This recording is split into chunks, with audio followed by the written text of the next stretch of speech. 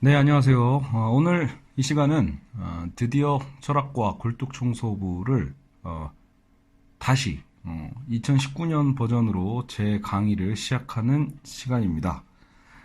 어, 제가 철학과 굴뚝청소부 이진경 교수님의 이그 철학 입문서를 이제 파트별로 학자별로 조목조목 이제 강의했던 것도 벌써 꽤 오랜 시간이 지난 것 같아요. 그래서 어, 많이 사랑을 받았던 강의지만 동시에 많이 후회도 남았던 강의입니다. 이제 이거를 한번 책을 시작하다 보면 또 이 강의 자체를 끝내야겠다라는 어떤 조급함, 그죠? 그래서 이런 게 생기거든요.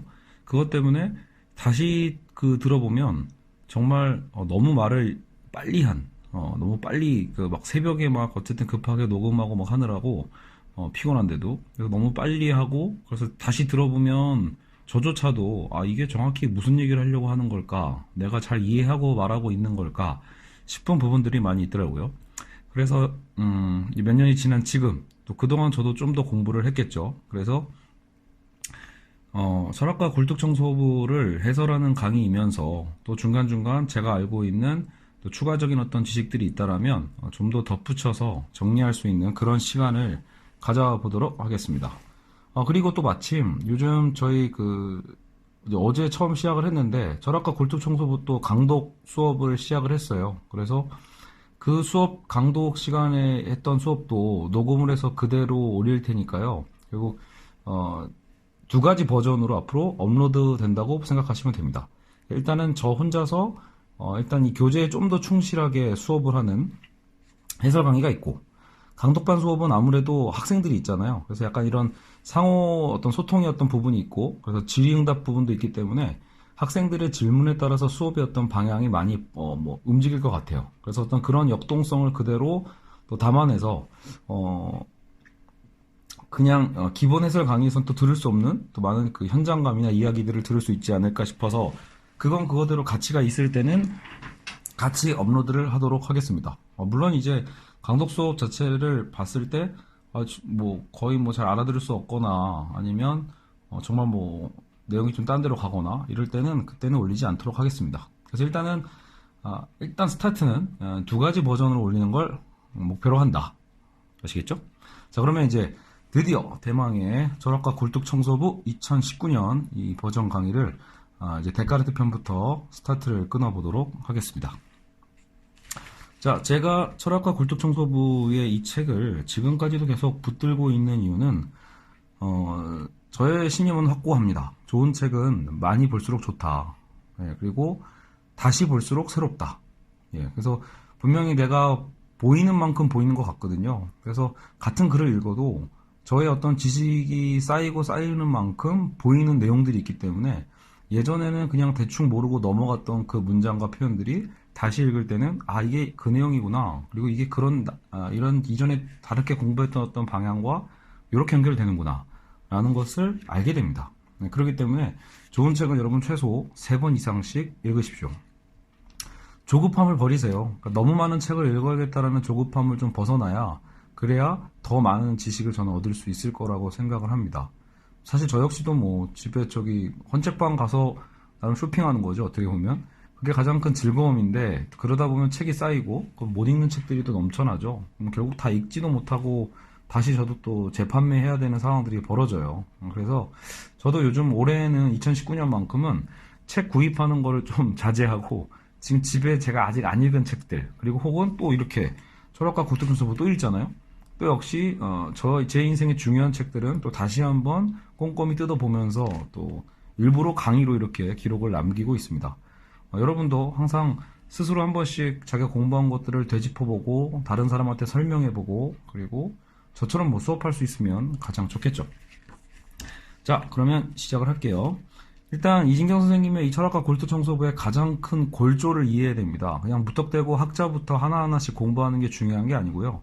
만약에 여러분 이게 학자가 대체 데카르트가 무슨 얘기를 했고 스피노자는 무슨 얘기를 했고 그죠? 뭐 이런 식으로 학자 한 명 한 명마다 뭐 어떤 있었던 뭐 생애나 이슈 뭐 이 정도만 이해할 거라면 그때는 이 책이 큰 의미가 없습니다. 왜냐면 그런 철학 입문서는 정말 시중에 널리고 널렸거든요. 너무 많습니다. 그러니까 조금만 그냥 공부하면 얼마든지 쓸 수 있는 뭐 그런 책들이 많이 있어서 제가 굳이 이 책을 여러분들에게 권장하는 이유는 이 철학과 굴뚝청소부에서 이진경 선생님이 시도하고 있는 이 시도가 굉장히 좋다. 바로 뭐냐면 학자 한 명 한 명을 다루고 있지만 결국 더 큰 그림을 그리고 있다라는 거죠. 결국은 근대 사상, 근대 철학자들과 그 근대의 어떤 이 문제 설정이라고 여기서 표현을 하거든요. 그러니까 이 근대의 문제 설정 속에서 그 학자들이 어떤 고민을 했고 어떻게 서로 쟁점을 갖고 투닥거려 왔는가. 그리고 그런 근대적 문제 설정이 이제 완전히 대변혁을 거쳐서 현대로 넘어가거든요. 그래서 그 현대 사상에서의 어떤 이제 구조주의나 포스트 구조주의를 다루고 있단 말이에요. 그래서 이런 사상사의 어떤 흐름에 얼개를 잡을 수 있다라는 게 사실 이 책의 가장 큰 이점입니다. 그리고 단순히 그 흐름 잡았다가 문제가 아니라 여러분 실제로 철학 입문서를 여러 번 읽어보신 분은 알 거예요. 그러니까 아까처럼 학자별로 그냥 이런 이거죠. 이슈나 교훈 중심으로 이렇게 쓰여진 책들은 다 읽고 나면 읽을 때는 뭔가 좀 재밌어요. 근데 다 읽고 나면 남는 게 없는 경우가 꽤 많습니다. 예, 그리고 그 이슈 하나하나를 외우려고 해야 되기 때문에 오히려 또 다른 암기가 될 수 있고요. 그래서 사실은 대체 철학의 문제가 뭐냐, 그리고 인간이 대체 그러면 우리가 무엇을 고민해야 되는가라고 했을 때 그런 부분을 철학자들이 어떻게 고민해 왔는지 그 흐름 자체를 파악할 수 있는 책이기 때문에 그래서 이 책은 훌륭하다. 예, 그리고 그 문제 설정이 무엇인가를 파악하고 그 문제 설정에 따라서 답도 달라질 수 있다는 것을 우리는 깨닫고 그 흐름을 한번 추적해 보자라는 거예요. 그래서 주체가 대상을 어떻게 인식하는가, 그러니까 주체와 대상의 문제죠. 그래서 그 주체가 인식하는 그 대상이 과연 참인 것을 어떻게 확신할 수 있는가, 어떤 이런 문제의 틀을 갖고 함께 우리가 이제 추적해 가보면 될 것 같습니다. 자, 그래서 데카르트, 근대 철학의 출발점. 자, 근대 철학이라고 했을 때 결국은 여러분 근대를 이해하려면 그 앞에 있는 중세 시대를 이해해야 되거든요. 그래서 중세를 이해할 때 우리는 근대를 알 수 있고, 지금 우리가 이제 근대 철학을 잘 공부를 해 놓으면 이제 근대 이후에 우리가 보통 포스트 모던이라고 부르는 거죠. 그 대체 이 탈근대적인 현대 사상은 무엇인지도 파악할 수 있게 됩니다. 아시겠죠? 그래서 항상 시대의 어떤 비교 속에서 생각해 볼 필요가 있죠. 그래서 중세 너머의 철학. 예, 그래서 중세라는 것, 중세 대비 속에서 우리가 중세를 일단 떠올려야 될 것은 바로 하나입니다.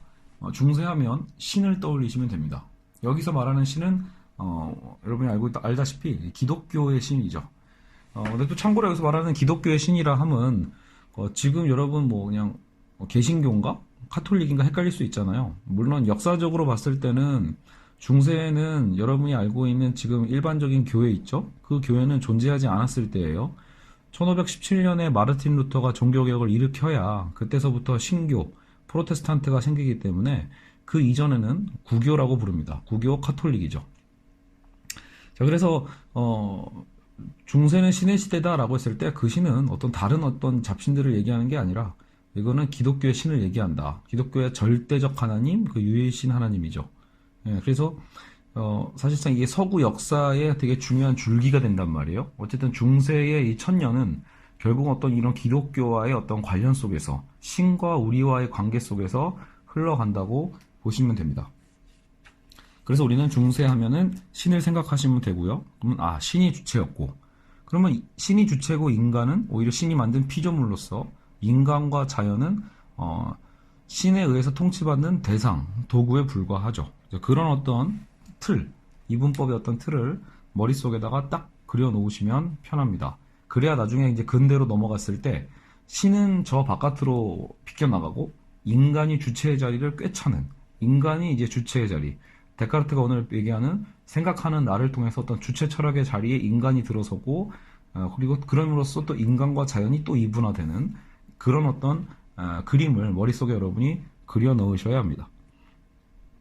중세는 신이 창조한 세상이었고 신의 손안에 있던 시대였다라고 하는 거죠. 신의 말씀이 세상을 지배하는 거죠. 신의 말씀. 그래서 당시에는 성경도 언어가 권력이란 말이에요. 그래서 성경도 일반 성도들이 읽을 수 있는 게 아니었고요. 라틴어였기 때문에 말 그대로 이제 이거는 종교의 권력이었다. 그래서 사제들만이 이 성경을 읽을 수 있고 특권을 갖고 있었다. 함부로 일반인들에게 이 성경을 유포하지 않는 거죠.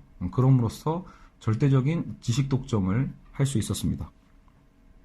자, 이 시대에는 그래서 존재에 대한 질문, 그리고 네, 그래서 중세에는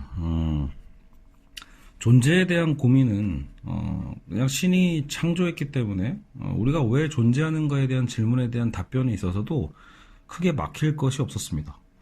보통 여러분 이제 철학과 수업 듣는 분들은 이 철학의 어떤 삼분과라고 해서 존재론, 그리고 인식론, 그리고 윤리학, 이 세 가지의 어떤 흐름으로 좀 구분을 해서 배우는 걸로 알고 있는데요. 그러니까 중세 때는 이런 질문 자체에 대한 답변이 철저하게 신과 성경 말씀을 통해서 해소가 됩니다. 그러니까 문제될 게 없다라는 거죠. 존재에 대한 건 우리는 그냥 신의 창조물이고, 그리고 신이 당연히 보장해줘야 될 문제다. 그리고 진리라는 건 대체 우리가 참다운 인식이라는 건 뭘까? 그랬을 때도 하나님의 말씀이 참다운 진리고, 그 말씀의 계시에 도달하는 것이 곧 알미였고 진리라는 거죠. 그리고 결국은 그 진리를 실제로 성직자가 또 설교를 전하면서, 말씀을 전하면서 보장해 주는 거잖아요. 그렇다면 사람들은 또 어떻게 살아야 되는가라고 했을 때 성경 말씀대로 십계명에 다 써 있잖아요. 그러니까 하나님의 말씀 따라서 살아가면 된다라고 보는 거예요. 그러니까 중세의 문제에서는 이 존재론과 인식론과 윤리학이라는 개념 자체가 있을 필요가 없는 거죠. 그냥 하나님 말씀대로 말 그대로 살아가면 다 천하통일이 됩니다. 어떤 면에서는 좀 단순하고 간단하죠. 그런데 여러분, 이 단순하고 간단하다라고 하는 거에 역설은 있어요. 뭔가 통일적이고 단순할수록 거기에는 어떤 수동성이 있는 거죠. 그러니까 우리 인간의, 여러분, 근대 사상에서 가장 중요한 게 어떻게 보면 자유거든요. 인간의 자유. 그러니까 그런 자유가 사실상 없기 때문에 뭔가 통일적인 걸 수 있죠. 왜냐하면 인간은 끊임없이 무언가를, 새로운 것들을 궁금해하고 알아가고 싶어하고, 그러다 보면 자꾸 이렇게 분리가 되는 경향들이 있잖아요. 그러니까 다양성, 어떻게 보면 다양한 것들이 확산되는 건데, 결국 이렇게 존재에 대해서, 그리고 참된 진리에 대해서, 윤리, 살아가는 방식에 대해서조차도 모든 게 다 이 성경 말씀을 통해서 다 통일이 됐을 때는 뭔가 간단하고 명쾌한 것 같기도 하지만, 특히 이 중세시대의 흐름을 봤을 때는 그러니까 인간의 맹목적인 어떤 종교 권력에 대한 복종으로 기결된다는 점에서는 역시 한계가 있죠. 자, 그럼 중세의 철학이나 과학은 어땠는가라고 했을 때, 중세의 철학은 신에 대해 제기되는 의문, 신학에 대해서 제기되는 질문, 그죠? 그런 것들에 대해서 신의 작용과 신의 말씀을 결국은 이성을 통해 설득하기 위해 존재하는 게 철학이나 과학이다. 그러니까 여러분, 중세라고 해서 중세는 이성이 없었어라고만 생각하면 좀 극단적이고요. 그러니까 근대를 얘기하면 인간 이성에 대한 어떤 이제 주체 철학, 인간의 이성이 이제 아예 자유롭게 확산되는 어떤 혁명적인 시대라고 보긴 하지만, 그렇다고 해서 중세의 인간 이성이 전무했다, 이게 아니라 이성에 대한 그 활용, 그런 요청들과 욕망은 계속 있었거든요. 네, 그걸 어느 정도는 타협을 좀 해요. 그래서 근데 문제는 이 철학과 과학이라는 그 이성의 어떤 이 사용되는 이 분과들이죠. 이것들이 결국은 신학의 신의 역할을 했다. 신의 존재를 증명하기 위해서 철학을 하고, 신의 존재와 영광을 드러내기 위해서 과학을 해야만 했던 그런 한계성이 핵심이다. 알겠죠? 그래서 이런 흐름, 중세 신학에 있어서 이 전반부는 아우구스티누스의 그늘이 있다. 성 어거스틴 있죠? 그래서 아우구스티누스의 그늘 아래 중세의 어떤 전반기가 있다라면, 중세 나머지 또 후반기는 도마스 아퀴나스의 어떤 스콜라 철학이라고 해요. 그래서 어쨌든 이 이성과 신앙의 영역을 나름 좀 구분을 해서, 그리고 그 이성조차도 근데 어느 정도는 결국 최종 목적은 신의 영광이죠. 그러니까 그것을 목적으로 또 이성이 활용되는 측면으로 이해하시면 되지 않을까 싶습니다. 이 부분은 또 이 책에서도 좀 이따 이진경 선생님이 따로 또 얘기를 또 하니까 그때 한번 다시 확인을 해보죠. 그래서 결국 여러분, 이런 중세 시대의 흐름 속에서 중세의 끝자락이죠. 이제 여러 가지 변화가 있었던 거예요. 여러분, 보통 중세라면 연도로 쳤을 때는 어쨌든 한 대충 서로마가 멸망할 때쯤 한 400년 정도, 정확히 476년이지만 여러분, 기독교가 어쨌든 로마의 국교로 공인되면서 세계 종교로 퍼질 수 있었던 또 그 시간의 차가 좀 필요하거든요. 그래서 그거는 313년이에요. 그래서 빨리 잡으면 313년, 늦게 잡으면 476년 해서 어쨌든 이 중세 시대는 그 정도 흐름부터 한 1000년 정도를 더해 보시면 됩니다. 그러면 이 브루노라는 사람이 활동했던 건 거의 1600년이니까 중세가 거의 끝나는 시점이죠. 그리고 이제 르네상스가 한참 있을 때일 거예요. 그런 시대의 흐름 속에서 이 브루노라는 사람은 코페르니쿠스의 지동설을 일찍이 받아들였고, 그리고 자신의 어떤 시적 상상력을 동원해서 우주 자체를 거의 무한하다고 봤어요. 그리고 그는 신과 자연을 또 하나로 보는 범신론적 사유를 갖고 있었죠. 근데 이런 주장 자체가 당시에는 아직은 위험했던 시대다.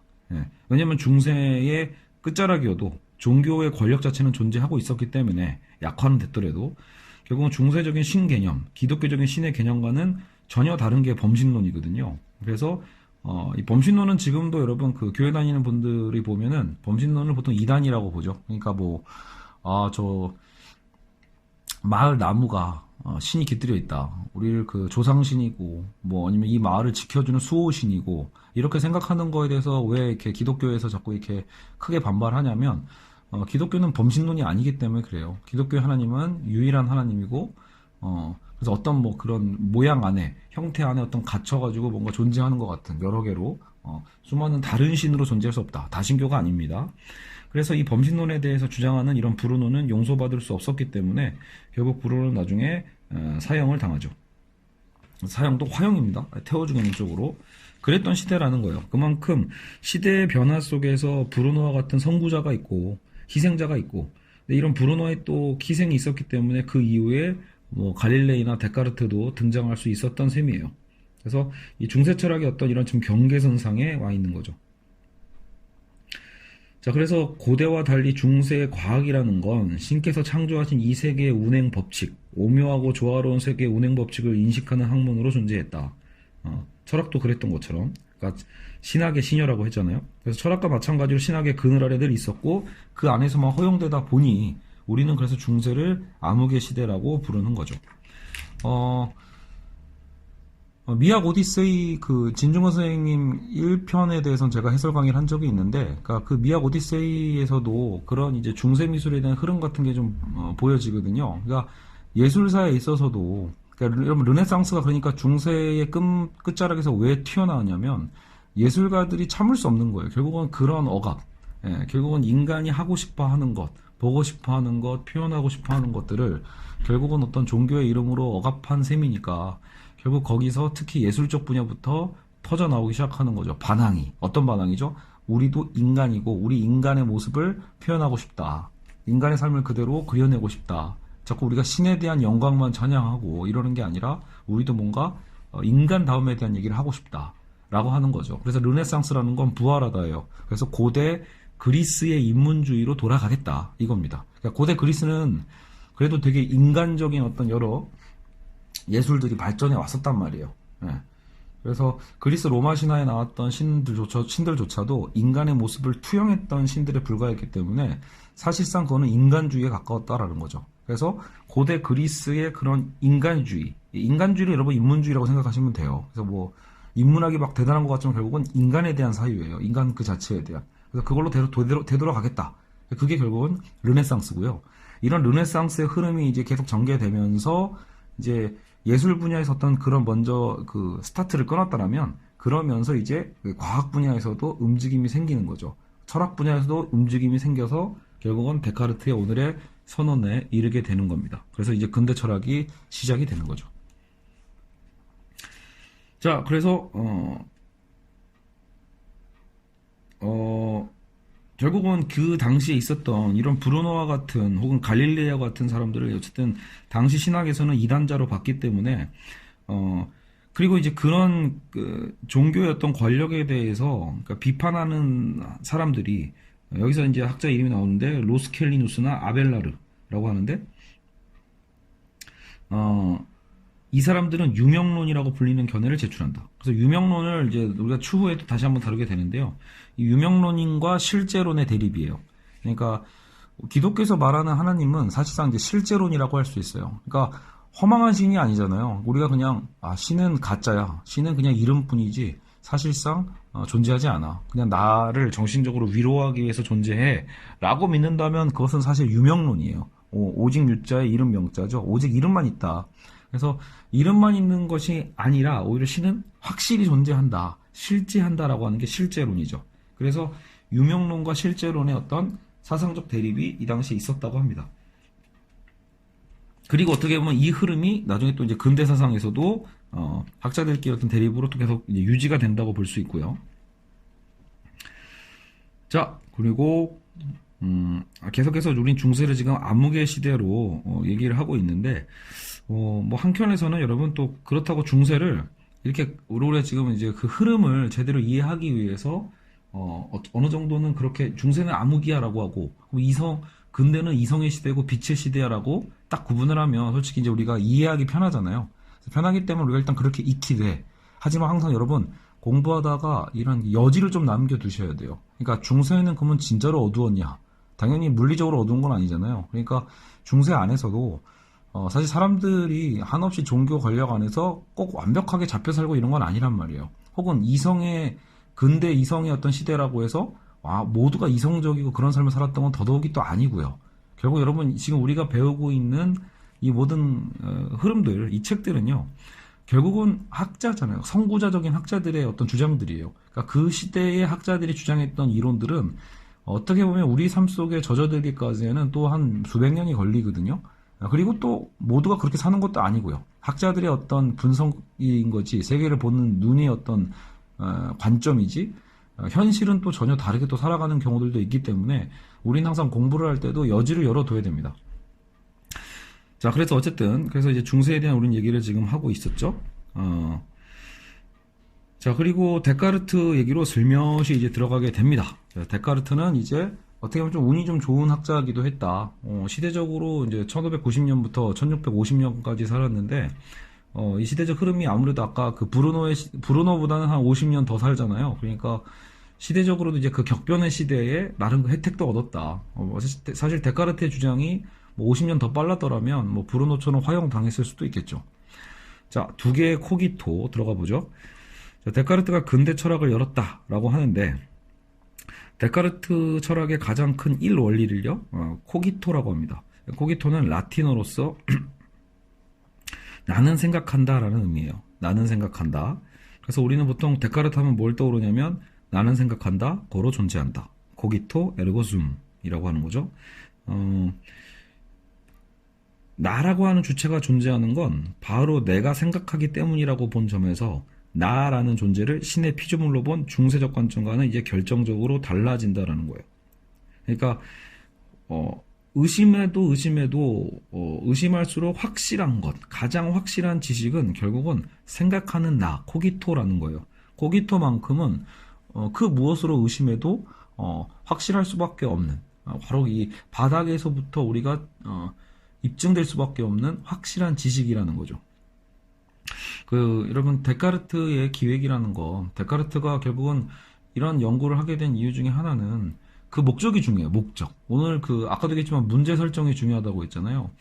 데카르트의 목적은 신의 영광을 찬양하기 위해서 지금 이 연구를 하고 있는 게 아니죠. 신에게서 독립하고 싶기 때문에 이 연구를 한 거예요. 그러니까 그래야 자유로워질 수 있는 거야. 그래야, 사실 데카르트는 수학자이기도 한데 수를 통해서 이 세계의 어떤 진리를 파악하고 싶었던 사람이었기 때문에요.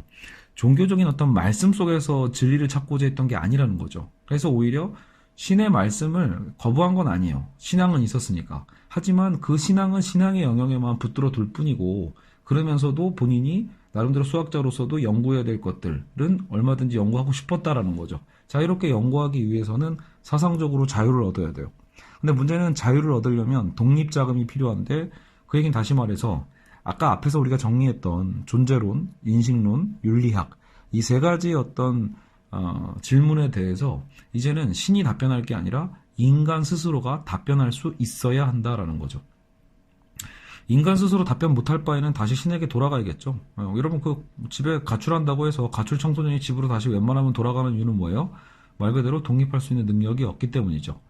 결국 데카르트는 이 가출을 시도한 거예요. 가출을 시도했지만 중세에서 가출을 시도했는데 결국은 독립에 성공한 케이스가 되는 거죠. 그래서 데카르트의 어떤 사상을 기점으로 해서 이제 근대 사상이 폭발적으로 확산되게 되는 겁니다.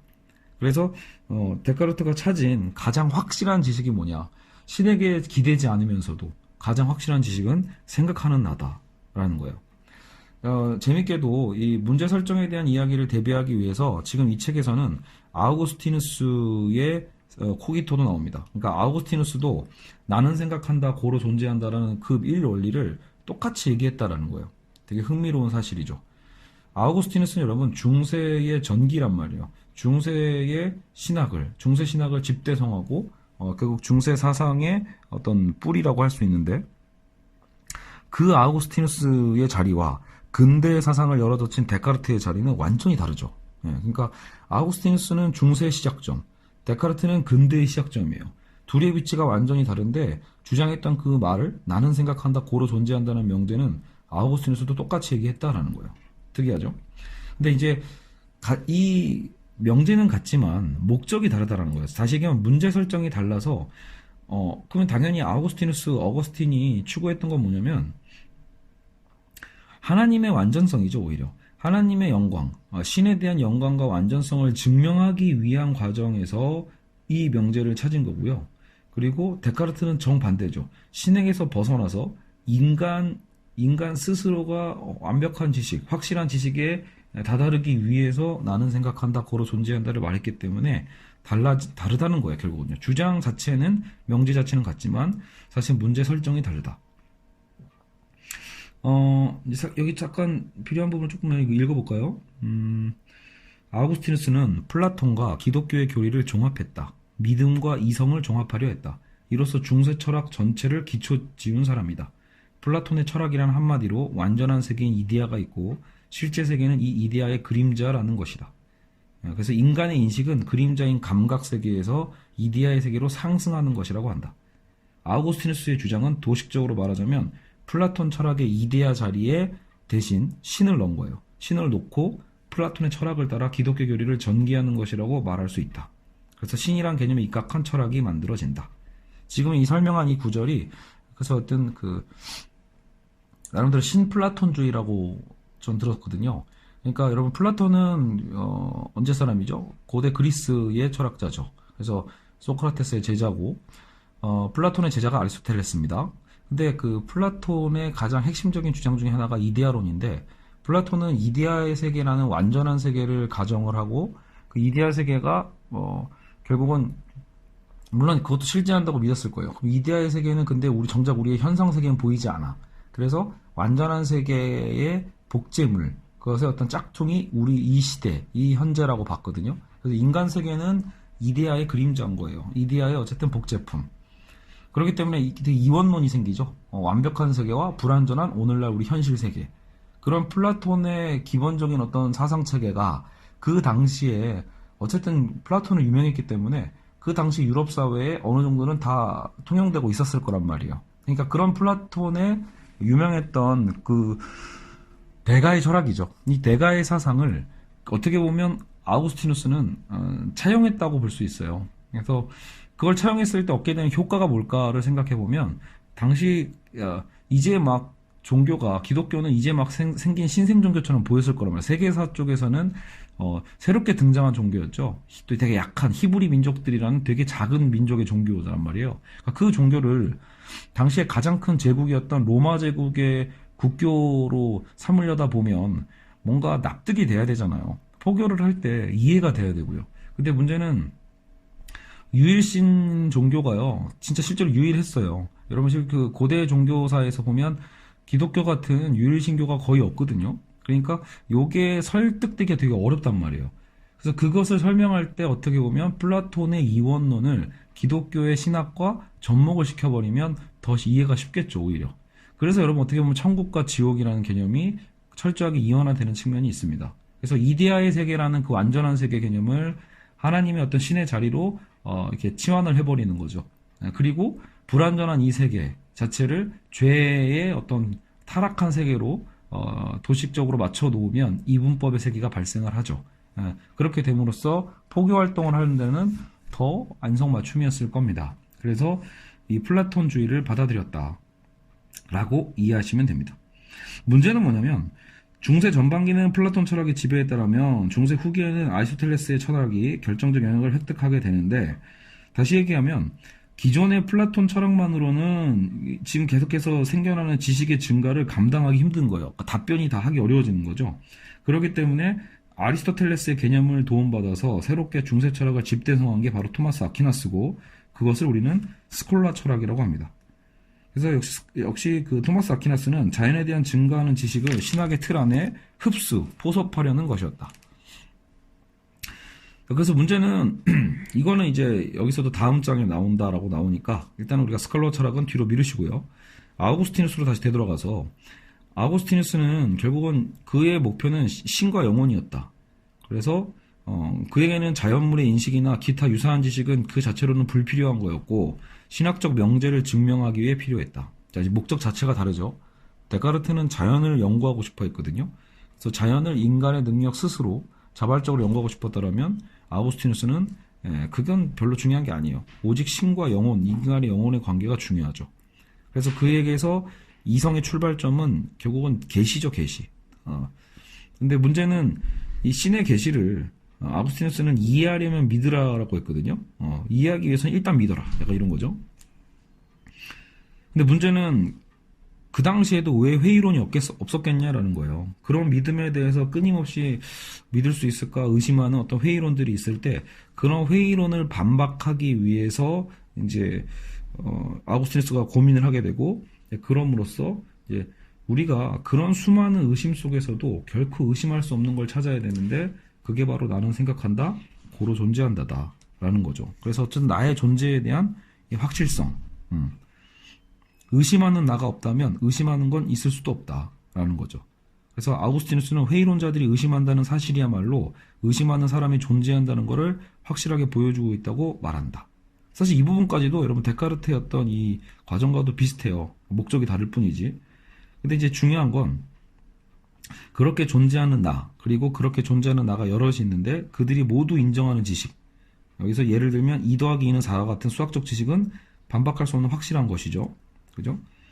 같은 이유로 모든 사람이 긍정하는 도덕적 지혜 또한 확실한 지식이고 진리예요. 근데 문제는 이런 확실한 지식과 진리가 대체 어떻게 가능하지? 대체 이 확실한 게 어떻게 가능하지라고 할 때, 그때 그게 확실한 것이, 확실한 지식이라는 게 나라는 개인 안에만 존재하면, 내 개인적 특성에만 존재하면 그걸 보편적 진리라고는 할 수 없잖아요. 그죠? 그렇기 때문에 우리는 개인이 아닌 다른 확실한 것에 의존할 수밖에 없다. 그래서 그러면 대체 우리가 의존하는 그 확실한 것은 무엇일까라고 할 때 결국 그것은 이제 신인 거죠. 어떻게 보면 결국은 우리가 기대고 있는 수많은 확실한 지식들, 코기토도 그렇고 생각하는 나, 수학적 진리, 도덕적 지혜라는 우리가 보통 보편적인 진리라고 말하는 것들은 결국은 어떤 더 완벽한 확실한 것에 기대해야만 하는데, 그것이 바로 그리스도가 우리에게 가르친다. 어떤 계시신학으로서 설정을 해놓는 겁니다. 그러니까 목적이 아예 다르죠. 그래서 같은 나는 생각한다지만 데카르트의 나는 생각한다와 아우구스티누스의 나는 생각한다는 완전히 다르다. 자, 그럼 우리는 데카르트의 문제 설정으로 이제 들어가 보겠습니다. 철학은 불확실한 지식의 확실한 기초를 제공해줘야 된다. 자, 이건 제가 이미 아까 했던 얘기예요. 그리고 특히 과학적 지식은 확실한 기초에 서도록 도와줘야 된다. 그래서 어떻게 하면 이런 자명한 지식에 도달할 수 있을까 고민하다가 데카르트는 역시 그 회의론자의 어떤 방법론을 차용해서 결국은 그러면 모든 걸 내가 직접 의심해보자. 모든 걸 의심해보고 의심의 끝을 더해서도 결국은 의심 끝에서도 의심할 수 없는 확실한 지식을 내가 찾을 수만 있다면 나는 거기서부터 이제 시작하면 된다라는 거죠. 그거는 신에게 기대는 게 아니죠, 여러분. 그죠? 굳이 신에게 기도해서 알게 되는 게 아니죠. 신의 말씀을 통해 알게 되는 게 아니라 우리의 어떤 지금 이 감각체계 그 자체로 고민해 보는 거예요. 자, 감각체계 자체로 고민하면 좀 이상한 거죠. 결국 데카르트는 그러니까 모든 걸 의심해 보는데 우리 나중에 처음에는 감각부터 의심을 하거든요. 우리가 보통 감각을 통해서 지식을 얻잖아요. 그러니까 우리가 느끼는 이 감각이라는 게 사실 알고 보면 굉장히 단순하고 잘 속는다, 잘 착각하고, 그래서 감각부터 시작해서 데카르트는 나중에 현실 인식, 지금 이것이 현실인지 가상인지, 꿈인지 현실인지 거기에 대해서도 의심을 하게 되고, 그리고 본인이 가장 좋아했던 수학적 진리마저도 그거조차도 전능한 악마가 있어서 나를 속이려고 하는 건 아닐까? 이런 의심까지도 해보게 됩니다. 그러니까 방법적 회의예요, 말 그대로. 자기에게 지나치리만큼 뭐랄까 단호하고 냉정하게 평가하는 거죠.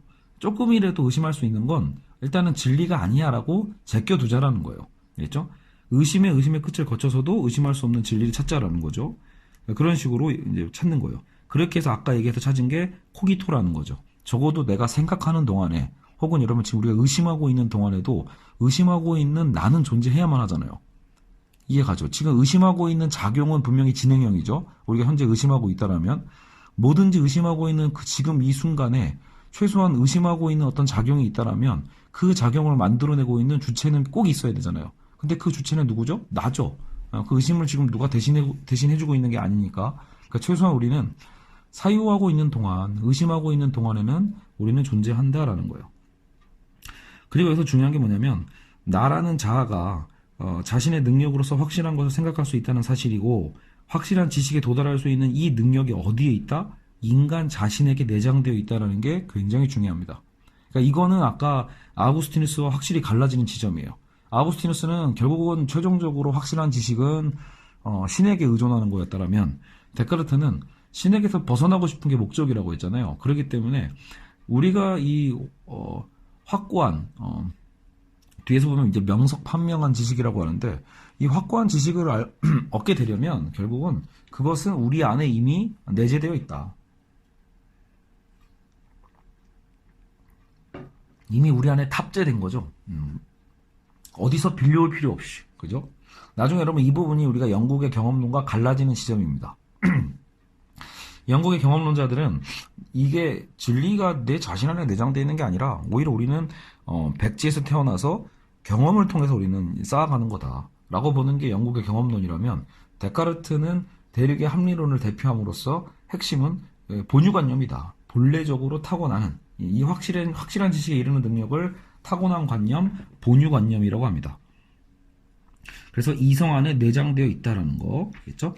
그래서 그 이성은 자연에 대한 확실한 지식의 원천이고, 여러분 자연에는 이성이 없죠. 그러니까 이제 자연은 이제부터 인간이 그 이성을 통해서 비춰주는 대상이 되어야 되는 거예요.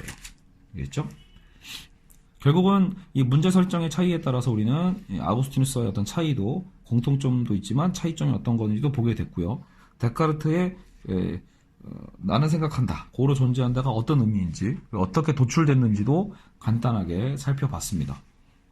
데카르트에게 생각하는 나는 그래서 이제는 신으로부터 독립된 존재고, 신으로부터 독립된 주체라는 거죠. 우리는 이제 신 없이도 스스로 사고할 수 있는 존재가 되는 거죠. 그래서 이 철학은 신으로부터 벗어날 수 있는 계기를 마련했다.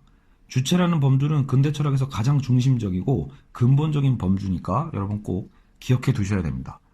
최소한 지금 우리가 철학과 굴뚝 정서부를 할 때 주체, 대상, 인식, 진리 이런 말들은 항상 머릿속에 따라다니셔야 돼요.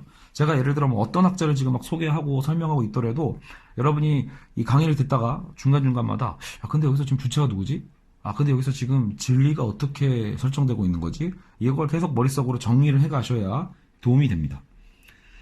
자, 그리고 주체는 확실한 지식에 이르기 위한, 그래서 우리는 출발점이에요. 근대 철학의 출발점이고, 주체를 출발점으로 삼은 이후의 근대 철학을 우리는 그래서 주체 철학이라고 한다. 모든 지식과 사고의 기초는 결국은 이 주체에서 출발을 한다라는 거죠. 자, 근데 이제 지금부터가 중요합니다. 이 주체 철학, 근대 철학의 이제 포인트인 주체에 대한 개념을 찾았는데, 문제는 여러분 주체를 인식한다라는 건 곧 자연스럽게 객체와 대상을 동시적으로 떠올리게 만듭니다. 객체 혹은 대상이 떠올리죠. 우리가 뭘 생각한다, 내가 뭘 먹는다, 그 무엇이라는 게 대상이죠. 그러니까 여러분 결국은 주체가 있다라는 건 자연스럽게 그 반대짝이 생길 수밖에 없어요. 그래서 근대 철학의 출발점인 주체는 인간이 신으로부터 독립했다는 것을 보여주는 동시에 다른 피조물인 자연세계로부터 인간이 분리되는 것을 가져다 줍니다.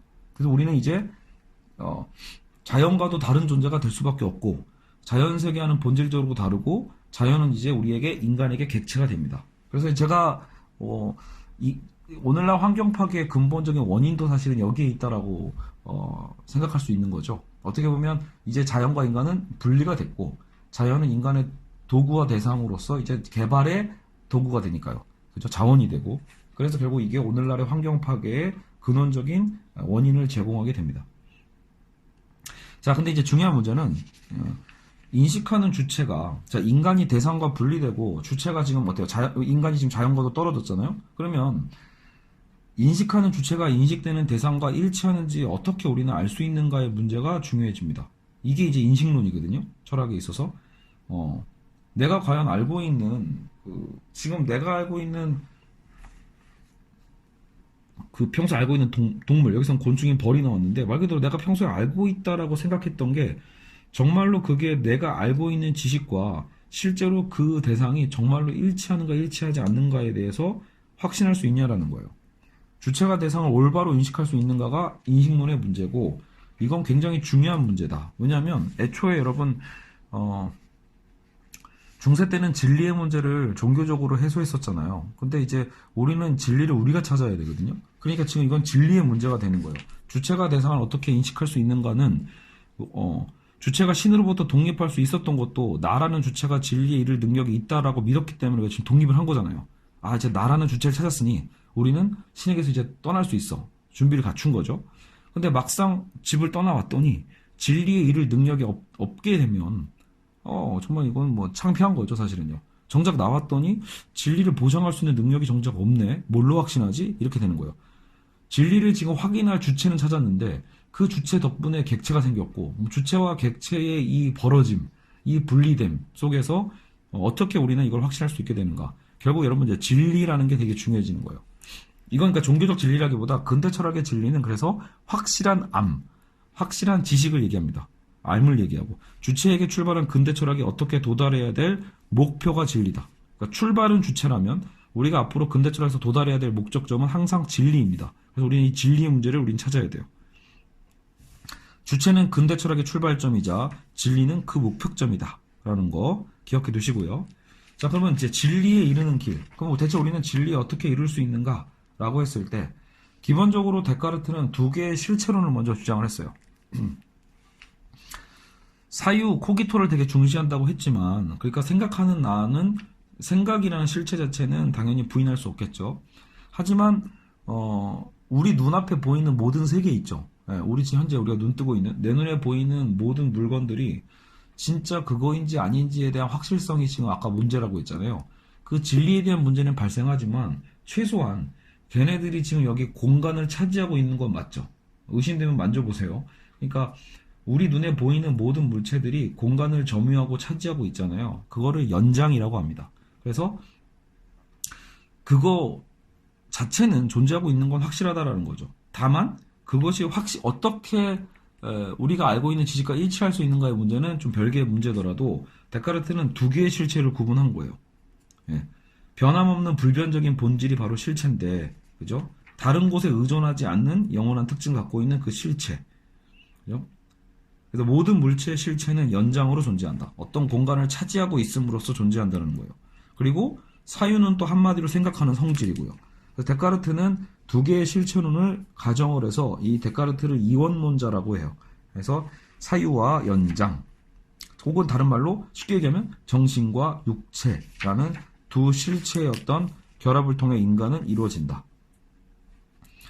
물론 이제 데카르트의 철학의 아까 핵심도 뭐였어요? 나는 생각한다, 고로 존재한다니까 두 개의 실체론을 비록 얘기하고 있어도요, 인간의 사유를 이 존재와 연장, 물질보다 더 우선시하는 건 사실입니다.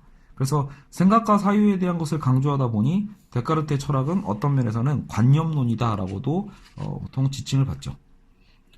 자, 어쨌든 아까도 얘기했지만 이 양자는 대체 그럼 어떻게 일치하냐, 이거는 계속 고민이 되는 문제죠. 그래서 이 양자의 일치 문제, 이 두 개의 실체가 어떻게 일치하는지에 대해서 세 가지의 답변이 일단 나옵니다. 첫 번째, 이성의 완전성이에요. 안 그래도 지금 여러분 근대 철학에서 지금 데카르트가 찾은 거, 얻어낸 거는 사실 이성이죠. 가장 중요한 거예요. 그래서 그 주체, 인간 주체를 발견하고, 근데 그 주체를 독립하게 만든 것도 이성이거든요. 그래서 그 이성이야말로 아까 본유관념 기억나시죠? 타고난 능력. 이성의 타고난 능력은 완전한 것을 인식할 수 있다고 이미 전제를 깔아놨잖아요. 그렇기 때문에 진리에도 당연히 도달할 수 있을 거다라고, 약간 좀 낙관적이죠. 그래서 인간의 이성 자체가 완전하니까 진리도 당연히 우리는 알 수 있어, 이런 거예요. 여기 사례로 든 게 뭐냐면 이건 되게 플라톤 철학에서도 나왔던 부분인데 여러분 우리가 칠판에 원을 그려보자라는 거예요. 원을 그리다 보면 똑같은 원은 그릴 수 없죠. 정말 여러 개의 원들이 그려지는데 원을 그릴 때 그려진 원 하나하나는 다 불완전하죠. 원은 불완전한데 그려진 원이요. 지금 칠판에 그려진 원은 불완전하지만 우리는 최소한 그 원을 그리기까지 우리의 머릿속에 완전한 원에 대한 개념을 가지고 있죠. 그러니까 우리 사물이나 감각 경험 자체는 불완전하더라도 우리의 인간 이성은 완전한 것을 인식할 능력을 이미 어때요? 탑재하고 있죠. 내재하고 있는 거예요. 바로 이런 점에서 그는 영원, 이성의 우위를 두는 관념론의 입장을 채택했던 거다. 알겠죠? 이 부분은 사실 플라톤과 되게 닮았어요. 플라톤이 이데아를 증명할 때 이런 식으로 얘기를 하거든요. 그러니까 인간의 어떤 이성 자체를 믿는 거죠. 이성의 능력을. 근데 문제는 데카르트는 이 완전한 이성을 주장하기 위해서 다시 신을 끌어들이는 좀 문제점이 발생은 해요. 그래서 완전한 개념은 불완전한 것에서 나오지 않으니까 결국 그 완전한 개념이라는 게 그럼 대체 완전한 이성이라는 건 어디서 나왔니? 누가 또 묻는다라면 그 완전한 이성은 결국 신을 통해서 나온다라고 데카르트는 다시 신에게 의존을 좀 하죠. 그럼에도 여기서 이제 이진경 교수님도 당부를 해요. 데카르트가 다시 신에게 귀착되는 부분들은 데카르트의 한계이기도 하지만 그렇다고 그것을 아우구스티누스와 똑같이 봐서는 안 된다는 거죠. 왜냐하면 애초에 목적이 다르잖아요. 아우구스티누스는 처음부터 신앙과 믿음 속에서 신의 절대성을 증명하기 위해서 코기토를 얘기했다라면 데카르트는 오히려 그 신에게서 벗어나기 위해서 이 모든 과정을 고민한 거기 때문에 최종적으로 나중에 신을 다시 좀 이렇게 우리가 왜 아까도 좀 가출했는데 부모님한테도 결국 손 벌리면은 좀 쪽팔리긴 하잖아요. 근데 그래도 독립을 안 한 건 또 아니거든요. 100% 완전한 독립은 아니더라도 내가 독립해서 잘 살고 있어. 살고는 있는데 가끔 왜 위기가 있을 수 있잖아요, 여러분. 그럴 때 여러분 부모님한테 결국은 살짝 어느 정도 돈을 빌릴 수는 있죠. 어떤 그런 느낌으로 이해하시면 좀 되지 않을까 싶어요. 자, 어쨌든 데카르트는 결국은 이성의 완전성을 주장했다라는 거. 이게 이제 첫 번째 방법이고, 그리고 여러분 그 이성의 완전성 얘기할 때 이성이 진리를 인식할 수 있다라는 건 개념, 수학에서의 원이란 개념은 우리의 지각하는 실제 원과 일치하지 않는다고 아까 얘기를 했죠. 그럼에도 불구하고 우리에게 완전한 원의 개념은 실제하는 수많은 불완전한 원보다 훨씬 진리에 가깝다. 이런 맥락에서 데카르트는 수학이야말로 확실하고 완전한 지식, 진리의 모델이라고도 생각을 합니다. 그래서 여러분 보통 이제 제가 근대 사상의 발전을 얘기할 때 도구로서 수학과 과학을 자주 얘기를 하는데 사실 이 수학은 첫 번째 가까운 거예요. 이 본유관념. 우리 안에 이미 내재되어 있는 거죠. 여러분 연역법칙이라고 하잖아요. 그러니까 수학은 공리에서 시작을 하죠. 근데 여러분 나중에 그 자연과학은 경험에서 시작하거든요. 약간 좀 차이가 있어요. 그래서 어쨌든 데카르트가 얘기하는 이 시대의 수학이든 과학이든 원리 자체는 되게 좀 수학적 측면을 좀 갖고 있어요. 자, 두 번째. 첫 번째가 이성의 완전성이라면 두 번째는요. 그 당시에 계속 발전하고 있었던 근대 과학이 이 대상 세계를 올바르게 인식할 수 있는 매개체가 될 거라고 본 거죠. 과학의 발전을 통해서 우리는 대상적 진리와 객관적 진리를 인식할 수 있을 거다라고 믿었습니다. 그래서 안 그래도 갈릴레이의 어쨌든 이 과학적 실험. 근데 여기서도 역시 우리가 알고 있는 그 과학의 신화적으로 등장하는 거라는 거죠. 뉴턴의 사과나 갈릴레이의 피사의 사탑은 사실 이제 실험보다도 수학적인 거다라고 얘기를 해요. 왜냐면 그 당시로서는 물리학의 발전이니까요. 경험 자체는 극히 불확실하고 그 자체는 진리가 되지 않기 때문에 오히려 수학적 형태로 요약될 수 있어야 비로소 참된 지식이라는 생각할 수 있다는 거죠. 그래서 자연이란 수학적, 기하학적 기호들로 가득 찬 책이다 라고도 표현했다고 합니다. 뉴턴도 마찬가지고요. 만유인력의 법칙을 서술한 그의 책 제목도 자연 철학의 수학적 원리였음을 잊지 말아라 라고 얘기하고 있죠. 결국은 이 자연과학이 당시에 발전하고 있었던 자연과학이 진리를 인식할 수 있게 해줄 거다. 이 방법을 통해서. 여러분 그리고 실제로 데카르트 하면 여러분이 떠올려야 될 게 우리가 다 그 수학 시간에 배웠던 X축, Y축 이런 거 다 배웠죠? 좌표 평면이라고 배웠을 거예요. 그게 바로 데카르트가 발명한 겁니다. 그러니까 데카르트가 아까도 얘기했지만 자연의 수학화예요. 자연을 수학화하는 게 그의 꿈이기도 한 거야. 왜 그러냐? 여러분, 우리가 보는 모든 세계를 수로 다 표현하고 모든 거를 좌표 평면에다가 다 옮겨 놓을 수만 있게 된다면 그때부터 좌표 평면에 수를 통해서 계산을 하면 확실한 답을 찾을 수 있잖아요. 그쵸? 그러니까 진리라는 건 결국은 자연의 수학화에 달려 있는 거예요. 우리가 어떻게 이것을 수학적으로 계산할 수 있는 대상으로 만들어내는가라는 거죠. 그래서 데카르트에게 확실하고 완전한 개념의 모델은 수학이었다. 어떤 지식을 수학적인 형태로 환원할 수 있다면 그것은 본유관념과 일치하는 지식이고 진리라고 할 수 있다라고 믿은 거예요. 요컨대 과학을 통해 진리에 이를 수 있다는 건 데카르트 일의 근대 철학 전반을 사로잡았던 일종의 믿음이었다. 굉장히 별표치세요. 일종의 믿음이었다. 그러니까 어떻게 보면 여러분, 그러니까 우리가 이 과학, 근대 과학의 틀에서의 그 환상을 좀 벗어날 필요도 있습니다. 그러니까 근대 과학의 틀에서 혹은 수학적 틀에서 만약에 어떻게 보면 증명된다고 하면 우리는 너무나 쉽게 그게 진리야, 만고불변의 진리지라고 생각하기도 하는데 그거는 큰 오류예요. 데카르트조차도 그렇게 믿고 싶었던 거죠. 여러분, 만약에 X좌표와 Y좌표의 평면에 이 모든 세계를 다 집어넣을 수 있는 게 결국 여러분 GPS고 지도잖아요, 지도. 이 세계를 좌표에 다 집어넣으면 여러분 세상의 진리를 다 알게 되나요? 아니죠. 사실 우리의 그것도 결국 물리적인 측면이에요. 눈에 보이는 세계에 대한 어떤 운동 개념과 뭐 눈에 그 아까 좀 공간을 차지하고 있는 거에 대해서는 무언가 많은 것들을 알게 되지만 여러분 그렇다고 해서 자연을 여러분 완벽하게 수학화한다고 해서 우리 인생의 목적, 삶의 의미까지 다 파악할 수 있나요? 역시 아니죠.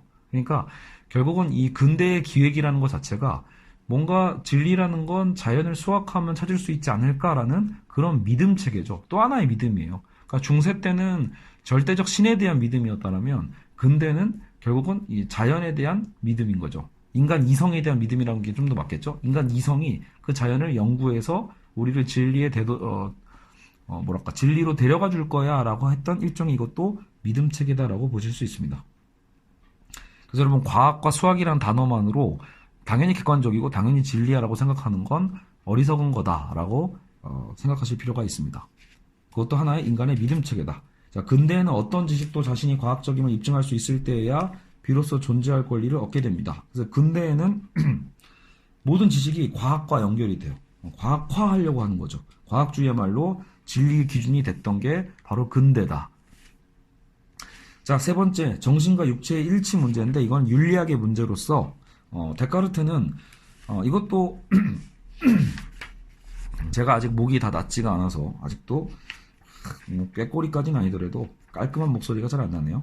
여하튼 이제 윤리학의 문제, 세 번째 일치 문제. 우리가 지금 진리를 다루고 있었죠. 첫 번째 이성, 본유관념의 문제였고, 두 번째 근대 과학을 통해서 우리는 해결할 수 있을 거라고 믿었고, 세 번째는 이제 윤리의 일치죠. 우리가 행동을 일치시키면 되잖아요. 우리의 정신과 우리의 육체적 삶의 일치를 통해서 실현하자라고 본 건데, 이때 이제 근대적인 윤리학의 이제 한 틀이 나온 부분은 뭐냐면, 정신 육체를 지배하고 통제해야 된다고 봤어요. 인간이 자연을 지배하듯이 우리 자신의 육체도 우리가 통제하기 위해서는 우리의 육체를 알아야 된다. 근데 육체에서 파생되는 감정과 정념을 규제하고 그 힘을 조절해야 된다라고 말한 게 이제 이 데카르트의 윤리학입니다. 그러니까 데카르트는 어떻게 보면 이제 근대 윤리학의 하나의 또 그 흐름, 거대한 틀을 보여주는 셈이에요. 철저하게 인간의 육체라는 건 정신보다 약간 좀 못한 거죠. 그러다 보니까 인간의 육체 속에서 인간의 그 감성, 감정, 욕망 뭐 이런 것들이 다 이렇게 표출돼 나오기 때문에 그게 생겼을 때 우리는 자꾸 어떤 사고를 친다라고 생각하잖아요. 그러다 보니까 컨트롤할 수 있어야 된다. 인간이 이성을 통해서 컨트롤하는 게 윤리라는 거예요. 어떻게 보면. 그러다 보니까 약간 어때 좀 억압적인 느낌이 나죠. 좀 갑갑한 느낌. 인간의 그 어떤 이런 그 쾌활함, 즐거움 자체보다는 인간의 이성이 더 우월시됐기 때문에 육체라는 건 자꾸 제멋대로다라고 생각을 했다라는 거예요. 제멋대로인 육체를 그래서 우리는 컨트롤해야 된다라는 게 그의 도덕론이었다라고 보시면 됩니다. 이성이 통제하고 지배한다라는 거죠. 자, 근데 문제는 이제 더 구체적으로 따져 묻는다면 그럼 대체 자 이성이 육체를 통제하고 지배한다고 했는데 그럼 대체 인간의 정신이 아까 정신과 육체는 두 개의 실체라고 봤잖아요. 대체 그러면 그거를 어떻게 컨트롤하는데? 어떻게 통제할 건데? 라고 물으면 그건 약간 이제 그 시대에서 한계가 좀 생겨요. 데카르트도 사실 알 수가 없죠. 당시에 뭐 이제야 뭐 해부가 좀 시작됐고 인간의 생리학적 개념은 이제 막 조금씩 발달하고 있을 때니까. 그러니까 인간의 정신과 육체가 어떻게 연결되는지에 대해서는 데카르트도 어느 정도 좀 상상을 좀 해야 됩니다. 그래서 어떤 손과 손에 대한 개념을 얘기하는데 이거는 데카르트의 주장과 달리 지금도 찾아내지 못한 어떤 부분이기 때문에 그냥 우리가 무시하고 넘어가도 되겠습니다. 핵심은 뭐예요? 어쨌든 데카르트의 윤리라는 건 가급적 이성에 의해 통제되는 상태를 위해서 제멋대로인 육체를 통제하고 욕망을 억제하자라는 거예요. 아시겠죠? 자, 그러면 이제 근대 철학의 딜레마만 다루고 오늘 이 첫 수업을 마치게 될 텐데요. 지금 이제 이진경 선생님의 이 철학과 굴뚝청소부는 계속 이러한 흐름과 방식으로 움직입니다. 그 학자가 이제 이런 근대 철학의 문제 설정을 어떻게 생각하고 있었고 진리의 문제를 어떻게 다루고 있고 그럼에도 불구하고 그 한계는 또 무엇인가 알겠죠? 그래서 지금 근대 철학의 딜레마를 다시 한번 돌아보시면 아까도 얘기했지만 우리는 주체를 찾자마자 주체가 인식한 대상과 어떻게 일치하는지를 이제 입증해야 되는 어떻게 진리를 보증해야 되는지에 대한 문제가 발생한다고 했죠. 여기서 이제 중요한 비유가 나와요. 이 책의 의미이기도 하죠. 우리는 왜 굴뚝청소부라는 이 제목을 잡았을까라고 했을 때, 이 거울의 문제예요. 여러분, 우리가 거울을 통해서 우리 얼굴을 보죠. 근데, 거울에 비친 얼굴이 정말 자기 얼굴인지를 어떻게 우리는 확신합니까? 여러분, 우리는 실제로 우리의 육안으로 우리의 얼굴을 본 적이 단 한 번도 없다라는 놀라운 사실을 알게 되죠. 우리의 신체의 일부를 우리는 어떻게 보면 난도질에서 보고 있는 거예요. 우리의 시각적 한계는 나 자신을 오롯이 볼 수가 없죠. 그래서 우리는 전면 거울을 통해서만 우리의 모습을 확인합니다. 하지만 여러분 그 거울이 확실한지 안 한지를 우리는 어떻게 알죠? 증명할 길이 없죠. 결국은 그나마 누군가 제3자가 있어야만 해요. 거울과 나의 이자적 관계에서는 그러니까 거울에 비치는 대상이 나죠. 그걸 비추는 거울이 일치하는지 안 하는지는 나와 거울만 갖고는 알 수가 없다. 그래서 누군가 제3자가 나타나서 야 거울에 비친 모습하고 네 얼굴하고 내가 보니까 똑같아 라고 제3자가 있어줘야만 해요. 즉 인식하는 주체와 인식되는 대상이란 두 개의 항만으로는 인식한 게 대상과 일치하는지 아닌지 진리인지 아닌지는 알 수 없다라는 거죠. 진리는 주체가 확인하고 보증할 수 있는 게 아니고 그렇다고 대상이 확인하고 보증해 줄 수 있는 건 더욱더 아니라는 거예요. 그러면서 이 책의 제목인 굴뚝청소부의 사례가 나옵니다. 알겠죠? 뭐 굴뚝청소하고 났더니 여러분 이거 사례는 다 알잖아요. 한 명의 얼굴은 까맣고 한 명의 얼굴은 하얗다. 누가 얼굴을 씻으러 갈까? 뭐 이런 질문이 있었죠. 자 어쨌든 인식 주체와 대상만으로는 내 얼굴이 어떻다는 판단과 실제 내 얼굴의 상태가 일치하는지 아닌지는 확인할 수 없다라는 것. 그래서 우리는 인식 주체와 인식 대상을 나누고 양자가 일치하는 게 진리라고 한다면 어떤 지식이나 인식이 진리인지 아닌지는 결코 확인할 수도 없고 보증할 수도 없다. 이미 앞에서도 얘기했지만 제3자가 보통 그게 신이었던 셈이에요, 여러분. 그래서 우리가 신앙이 있는 셈일 수도 있죠. 그러니까 제3자의 보증이 없다라면 근대 철학으로서는 이 딜레마를 벗어나는 게 불가능하다라는 거예요. 주체가 신에게서 벗어남으로써 발생한 근대 철학의 원죄인 셈입니다. 이건 뭐 이진경 선생님의 문학적 표현이에요. 그래서 신에게서 벗어난 대가라는 거예요. 그래서 이 딜레마는 근대 철학에서 계속 고유하게 나타난다. 중세에서는 여러분 이런 문제가 없었죠. 양자가 일치하는지 안 하는지, 주체와 대상이 일치하는지 안 하는지가 중세 때는 문제가 왜 없었죠? 아까도 얘기했지만 존재론은 창조론으로서, 그리고 인식론은 계시론으로, 그죠? 윤리라는 거는 계명으로서 다 종교의 문제가 해결해 줬잖아요. 알겠죠? 그래서 데카르트의 주체가 결국은 선악과를 따먹은 거다. 이렇게까지 또 문학적으로 표현을 합니다. 신으로부터 독립했기 때문에 이제 우리는 새롭게 대답해야 된다. 알겠죠? 그 존재론에 대한 대답, 인식론과 윤리학에 대한 대답을 해야 된다. 이건 제가 아까 처음에 했던 얘기니까 넘어가고요.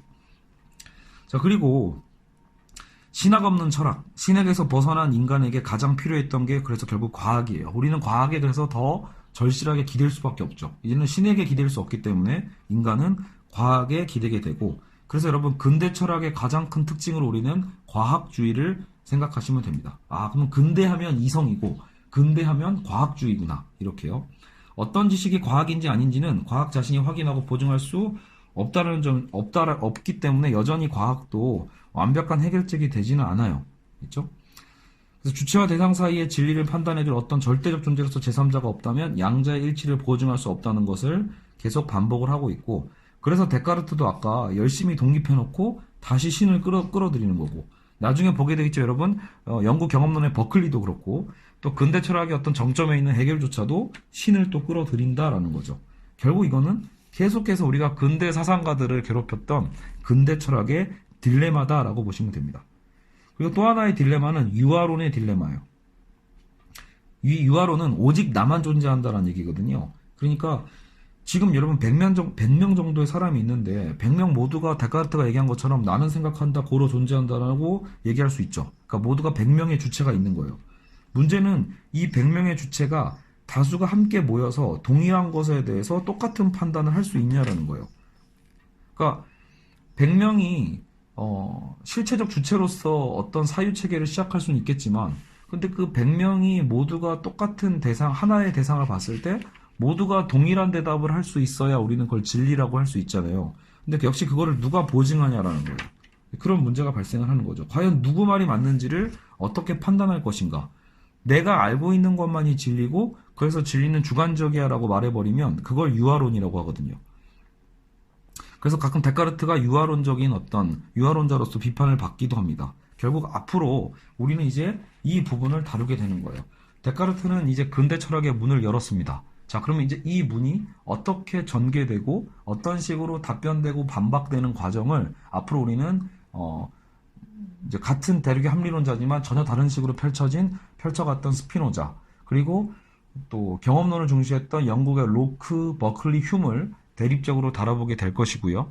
그리고 그런 이성과 경험의 대립 속에서 이것을 종합했던 칸트의 기획을 살펴보게 되고, 또 칸트에 대한 기획을 또 비판하면서 절대 정신이 결국은 이 역사를 완성해 간다라고 봤던 헤겔의 또 철학을 살펴볼 거고요. 또 그 헤겔이 또 칼 마르크스와 또 니체와 프로이트에 의해서 또 어떻게 반박되면서 근대 철학이 마무리되는지까지도 살펴보도록 할 겁니다.